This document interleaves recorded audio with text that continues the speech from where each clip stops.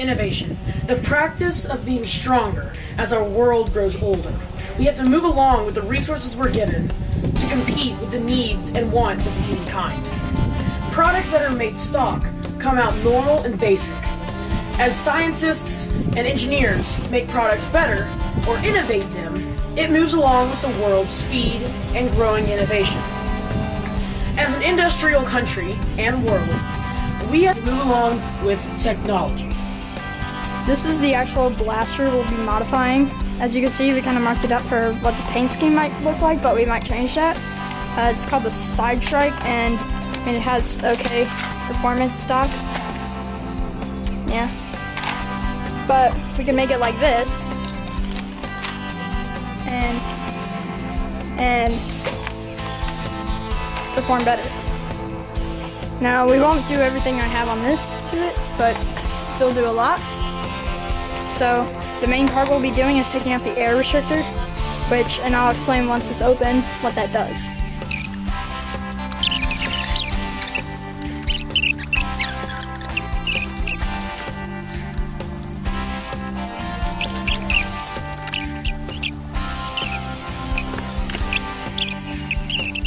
Okay, so now that I actually have it open, or all the screws out at least, go ahead and pull that dart out.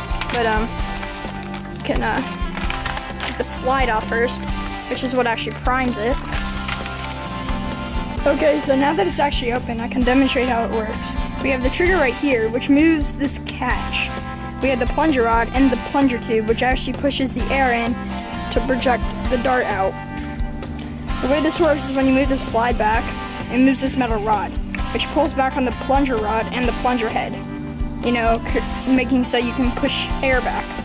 Then it rolls over the catch on this little nub on the plunger rod. Once it does that, it catches with the spring right here. Now you also have to imagine that there's this spring compressed in there, which will provide the force in order for the dart to fly forward.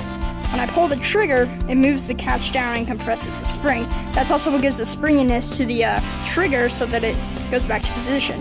When you do that, spring is let loose and it can propel forward. And at that point, it pushes the air out enough so that the dart flies. There is one mechanism in this blaster, at least, that prevents it from giving its full ability to fire. So, in order to show what that is, I'm going to go ahead and pull the catch out. And the trigger, and then that little piece right there, and the front little barrel. And so then we can actually get to the guts of this, which plunger head and plunger rod, pushing air forward.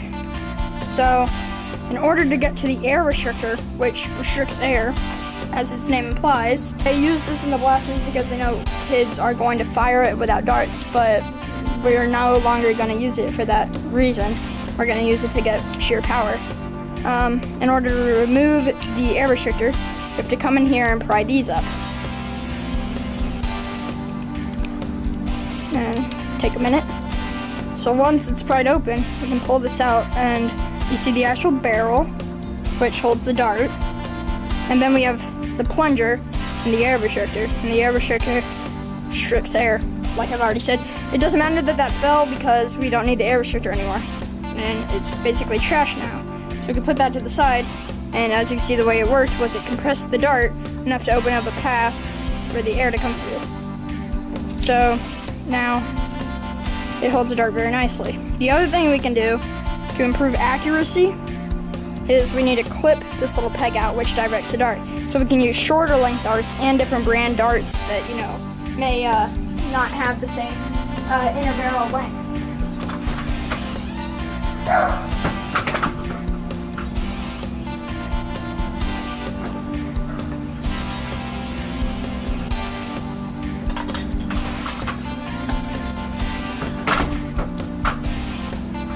So for that, we'll use clippers. Come in here and snip from the back.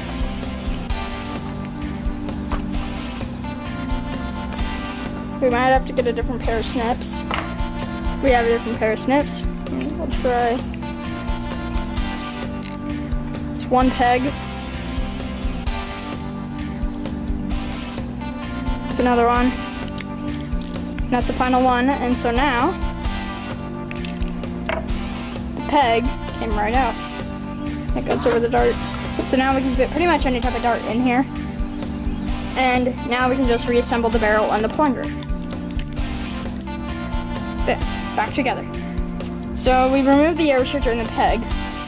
There's one final thing we can do, but we won't have time to do that today. And that would be brass the barrel.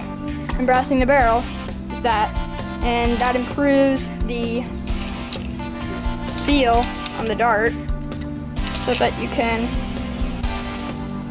propel the dart farther and use all of its air to its wide variety, but we can't do that today. So we can reassemble this major part, but first we are going to paint it. So this is the portion of the gun we will be painting. This segment is the cosmetic modification. We will be painting these parts of the gun a glossy red. And we will be sanding it before painting because that makes the paint stick to the parts of plastic, because other than that it would just run off and we wouldn't get the results that we need.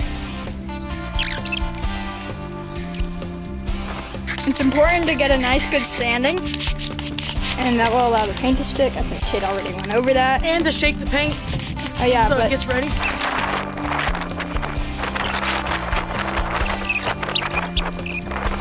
that's one half of the gun. And now we do this half.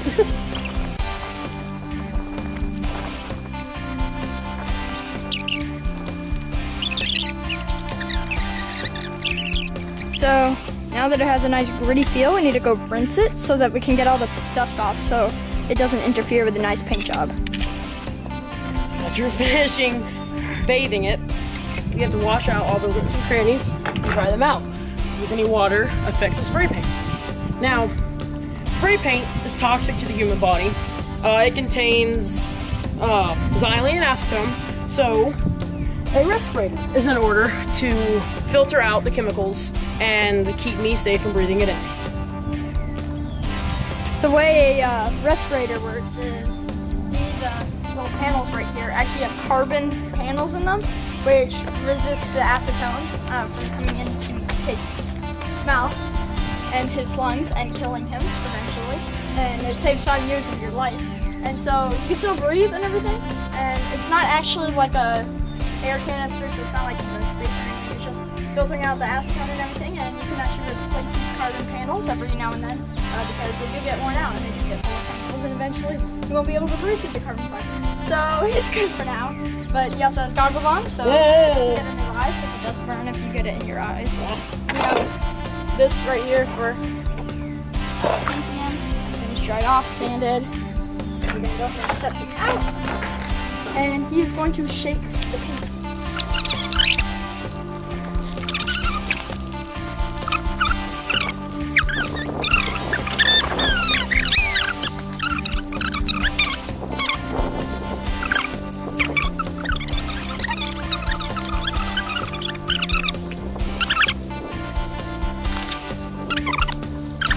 And that's the second coat, and next will be the third coat.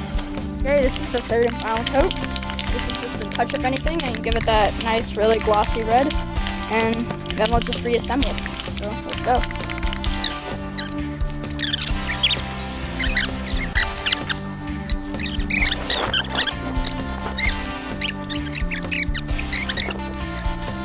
Paint is finished.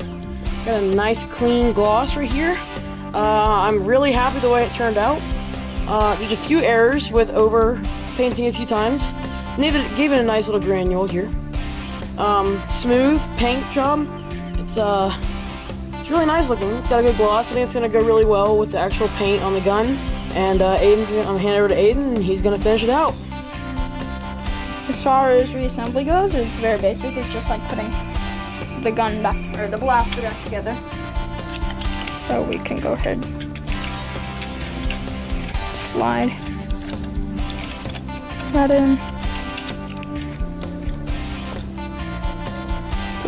put in the return spring, which obviously allows it to return.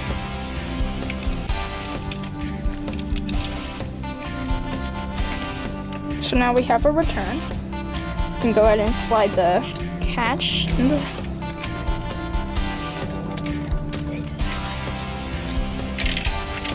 attaching the trigger.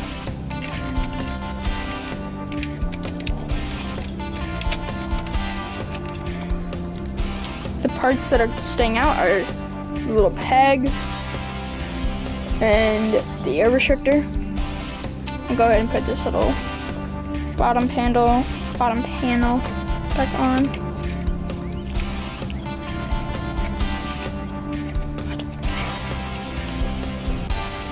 That's on, and then we'll shut it back up, and then we'll show when it's finished.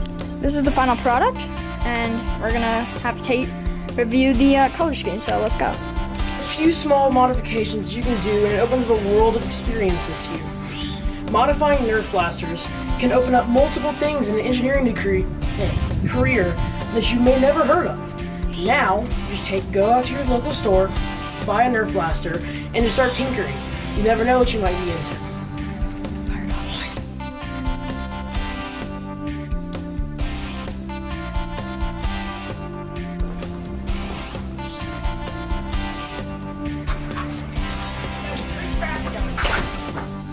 Let's go play some Fortnite, man.